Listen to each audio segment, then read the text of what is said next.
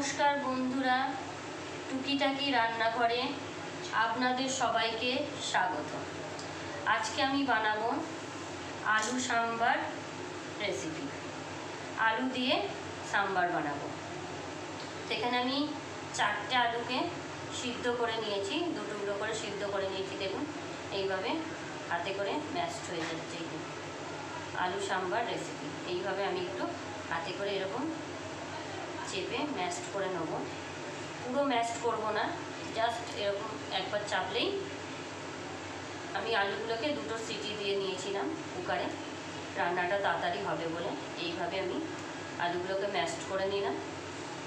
কড়াই বসিয়ে দিয়েছি। কড়াইয়ের মধ্যে আমি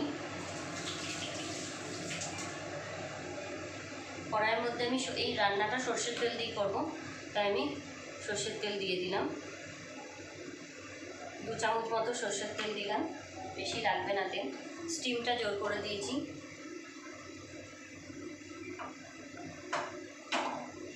তেলটা একটু গরম হলে তারপরে আমি দেব।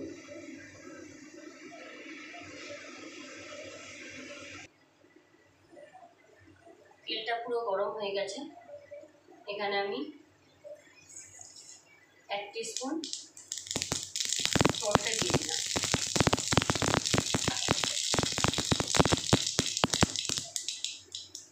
সর্ষেগুলো যখন ফুটছে, দেখুন ফুটে অর্ধেক পড়েই গেল। যতটা দিয়েছিলাম তার অর্ধেকটা পড়ে গেল। এখন আমি এখানে টমেটোটা দিয়ে দেব।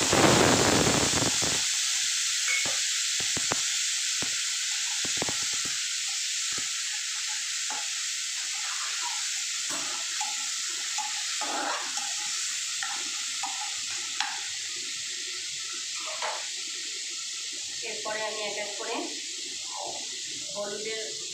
হলুদ আধা চামচ দিলাম,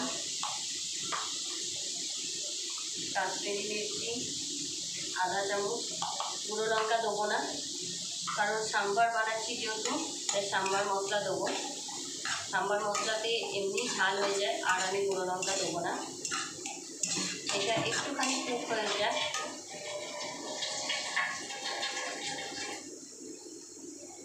আমি এখানে 1 টিস্পুন লবণ দিয়ে দিলাম, পরে আবার লাগিয়ে দেবো। আলুতেও আমি একটু লবণ দিয়েই সিদ্ধ করেছি। বাস 1-2 মিনিট নেড়ে নেব।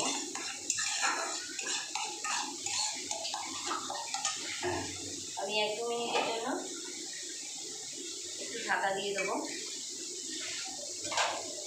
গ্যাসের ফ্লেমটা কম করে দিয়ে ঢাকা দিয়ে দেবো 1-2 মিনিটের জন্য বাস।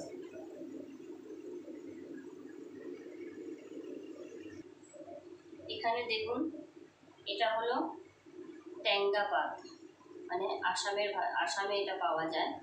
এটা ট্যাংগা পাতা, মানে টক পাতা, যেটা মাছে দিয়েও খায়। তো আজকে আমি আলুর তরকারিতে দিয়ে বানাবো। এই শাকটাকে আমি ভালো করে ধুয়ে বেছে তারপর আমি এটা পেস্ট বানিয়ে রেখেছি। এতটা আমার পেস্ট লাগবে না। আমি এখানে মোটামুটি 10 টাকার একটা মোটা নিয়ে এসেছিলাম, মানে 10 টাকা আটি যেটাকে বলে, এটাকে নিয়ে এসে এটার পেস্ট বানিয়েছি। দেখুন মশলাটা পুরো তেল ছেড়ে দিয়েছে, সুন্দর কালার এসেছে মশলাটা। এবার আমি এখানে সাম্বার মশলা দিয়ে দেবো।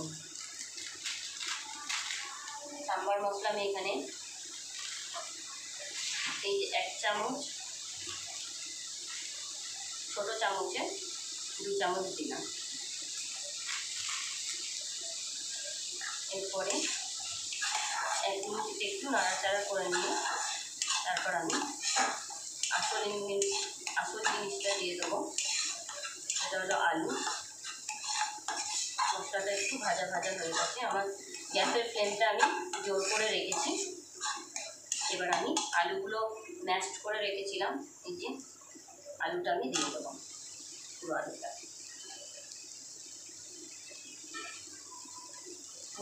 দিয়ে দিলাম। দিয়ে এবার এরকম করে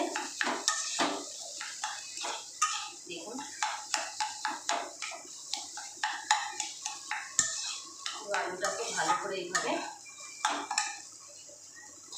মিশিয়ে নিতে হবে। তারপর আমি এই যে পাতাটা বেটে রেখেছি মিক্সিতে, এটাকে আমি দিয়ে দেবো।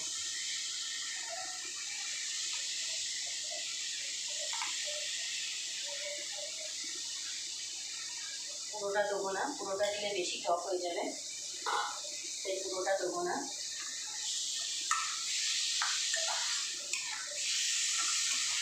এই পাতাটা দিয়ে মাছ রান্না করে খেলে খুব ভালো টেস্ট হয়, তাই ভাবলাম যে একটু আলু দিয়ে বানিয়ে খাই, দেখি খুবই ভালো লাগে। আপনাদের সঙ্গে আমি খেয়ে দেখেছি, এর জন্যই রেসিপিটা আপনাদের সঙ্গে শেয়ার করছি। আপনারাও বাড়িতে বানিয়ে খেয়ে আমাকে কমেন্ট করবেন। আর আমার চ্যানেলটিকে রেগুলার দেখার জন্য সাবস্ক্রাইব করে রাখবেন আমার চ্যানেলটিকে। আমি নতুন নতুন রেসিপি নিয়ে আসবো।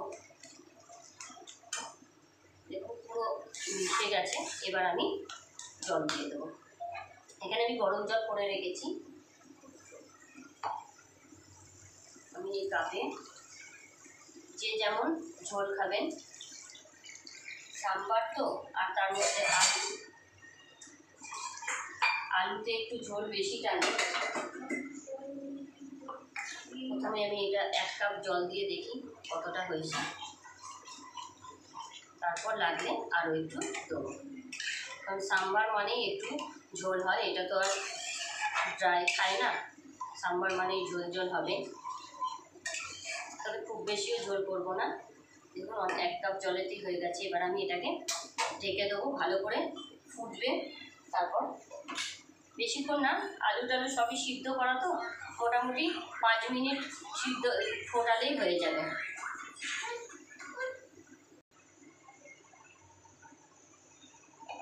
দেখুন আলুর তরকারি মোটামুটি গাঢ় হয়ে গেছে, সাম্বারের মতোই পাতলা, খুব বেশি গাঢ় না, আবার খুব বেশি ঝোলও নয়। এটা আলু দেওয়া তো, এটা ঠান্ডা হলে আরও গাঢ় হয়ে যাবে। আমি এখানে লবণ তখন 1 চামচ দিয়েছিলাম, আর ছোটো চামচের 1 চামচ দিয়ে বাস সব দিয়ে আর একবার ভালো করে ফুটিয়ে আমি গ্যাস বন্ধ করে দেবো। এইটা সাদা রুটির সঙ্গে বা অনেক সময় ইডলি দিয়েও আমরা সাম্বার খাই, ভালো লাগে না? এই আলু সাম্বার দিয়েও ইডলি খুব ভালো লাগে, বা ধোসা দিয়েও খুব ভালো লাগবে, পুরি দিয়ে ভালো লাগবে। তাই আপনারা অবশ্যই ট্রাই করবেন বাড়িতে, করে আমাকে কমেন্টে জানাবেন। আর আমার চ্যানেলটিকে অবশ্যই সাবস্ক্রাইব করবেন, লাইক করবেন, শেয়ার করবেন।